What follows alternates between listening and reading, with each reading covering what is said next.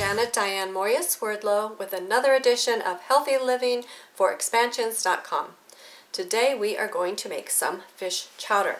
So if you come over here, I have 2 pounds of haddock, which is a heavier white fish. Now you can also use cod, or you could use any other kind of white fish that you like. And what we're going to do is we have some distilled water in here. We're just going to cover it and put it on to simmer. And that is going to give us our broth and make the fish nice and tender and flaky so it will fall apart. So we're just going to cook it for just, I don't know, somewhere 20-30 minutes. We'll see how long it takes until it's nice and tender and flaky. And while that's happening, I want to take your attention over here. I have already chopped up 2 onions, which I'm going to put into my frying pan. So let me turn that on and get that heating. Now here I have some bacon fat. I have a butcher who makes me bacon only using sea salt. So this is non-GMO meat, and this is a non-GMO fat, and this is going to give our clam chowder a really nice flavoring. Now what you can also do is, if you have bacon that you like, you can fry that up, or you could put ham cubes in it, or you can do olive oil or simply butter, either goat butter or you can use cow butter. I try to stay away from the cow as much as I can, but you always can't do that, so you do the best that you can with what you have. So as that melts down, I'm going to go ahead and put my 2 chopped onions in. I'm going to fry that up till it gets translucent. And then I also have about 3 to 4 celery ribs. Remember, the whole piece that you buy at the store is called the stock. So I have 3.5 ribs. I always use the leaves because that's full of good nutrition as well. So I'm going to go ahead and chop that up.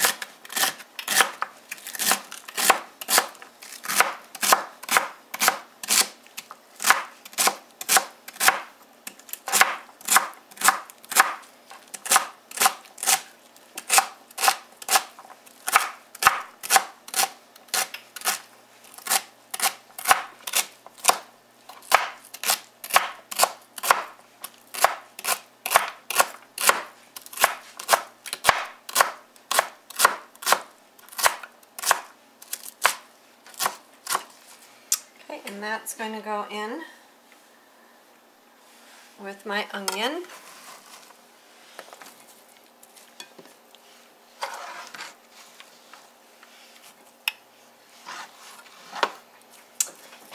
Get out my spatula here so we can stir that around.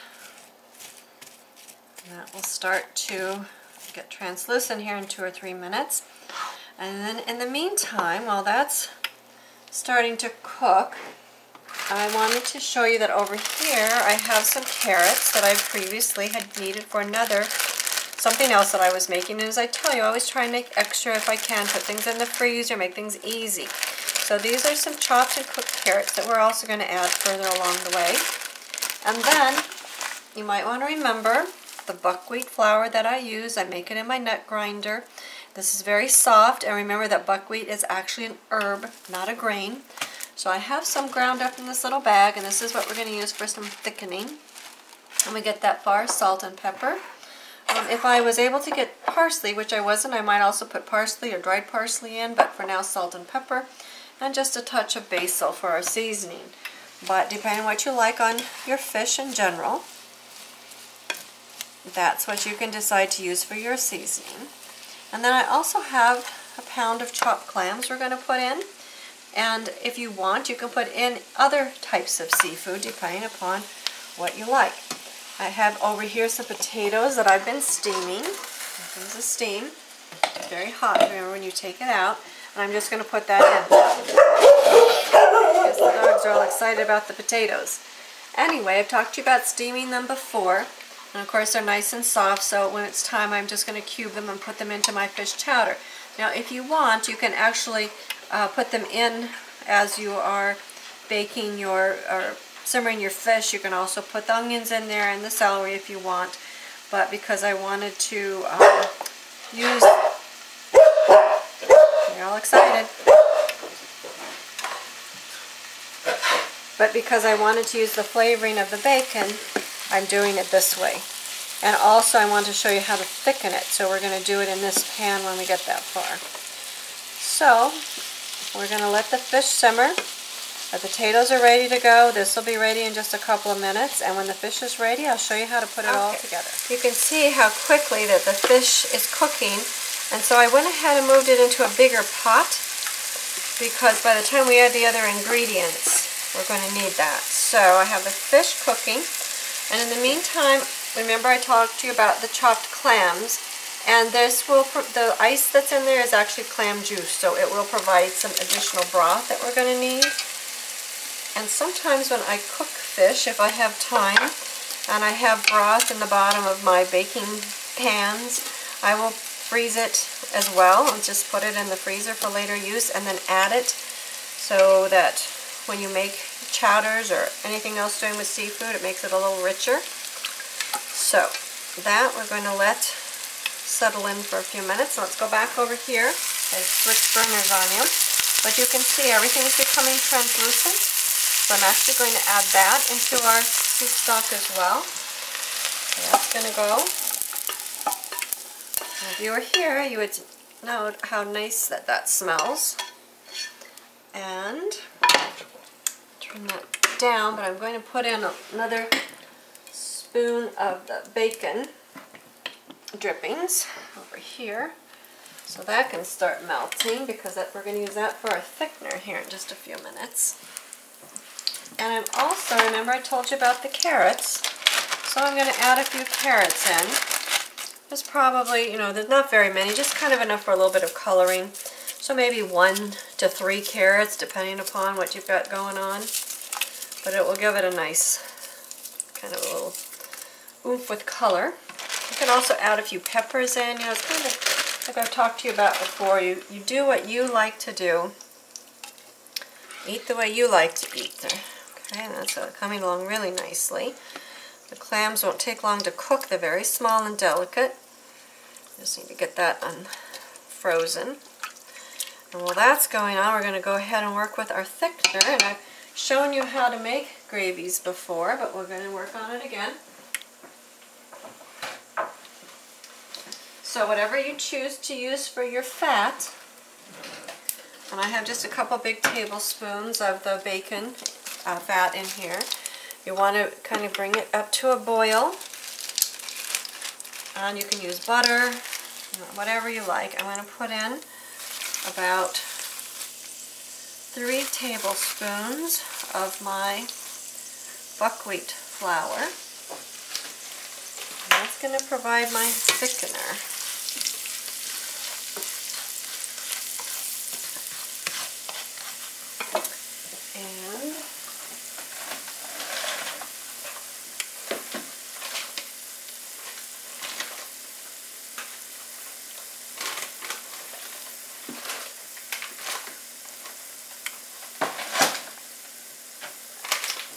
I'm going to use some white onion powder. This is a granulated onion. I like that as well. It's kind of enhance the onion flavor a little bit more. If you like garlic, you can put that in too. Sometimes that's a little bit strong with fish, but a little bit would be okay. And then I'm going to put in about almost a tablespoon of sea salt.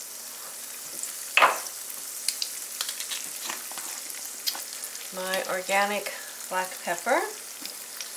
And we'll start with a good heaping teaspoon. And just a few sprinkles of basil. And like I said, if I had celery, that probably would be, or not, I'm sorry, not celery, parsley. That would probably be something I would like to add in there, but it's one of those days I don't have any, so we make do, and I'm going to put in just a little bit of basil. Not a lot. Alright, so you can see how it's thickening. And I'm going to take some of the broth and just move it over here. So we can start thickening the broth a little bit.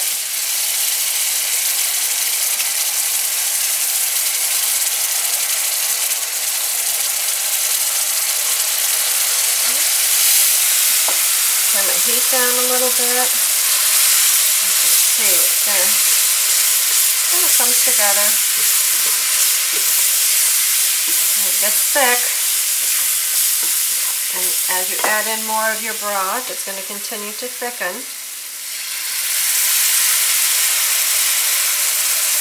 And eventually I'm just going to put it in the pan once I get it going here.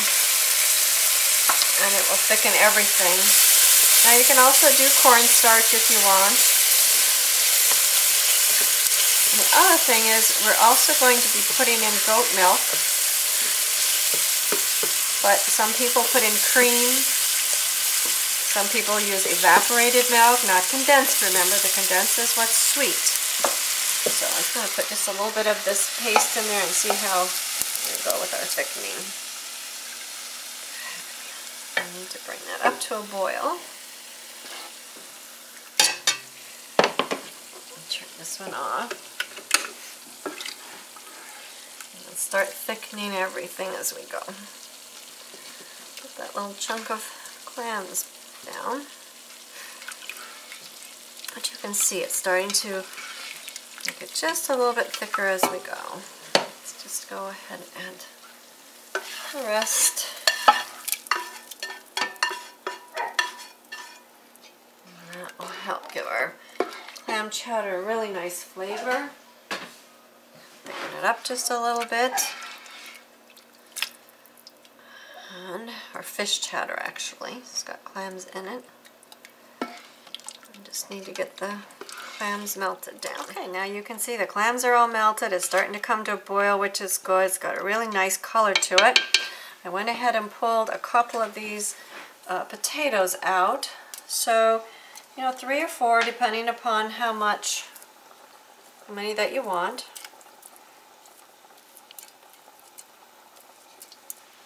Just going to put a few in there. I'll chop them down here and then we'll move them over.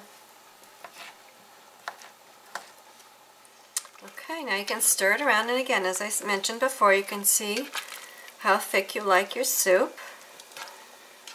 This is just perfect. And if you want, you can also mash up a few potatoes and put them in, and that will also add to the thickness. But I have mine here today in chunks, but it's up to you. And then the final thing is we're going to turn the heat down a little bit, because once you add your cream, you really don't want it to boil. I have the goat's milk, which is what we like. I need to get it stirred down so it's not boiling once I put the milk in, or it will make the milk separate, which is not the worst thing in the world.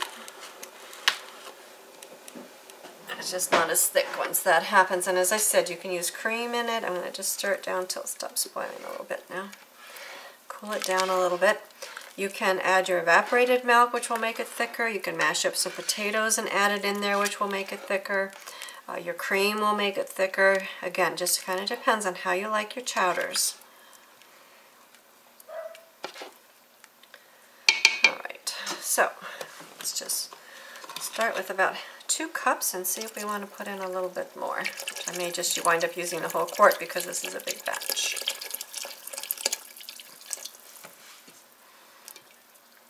There we go. That looks nice.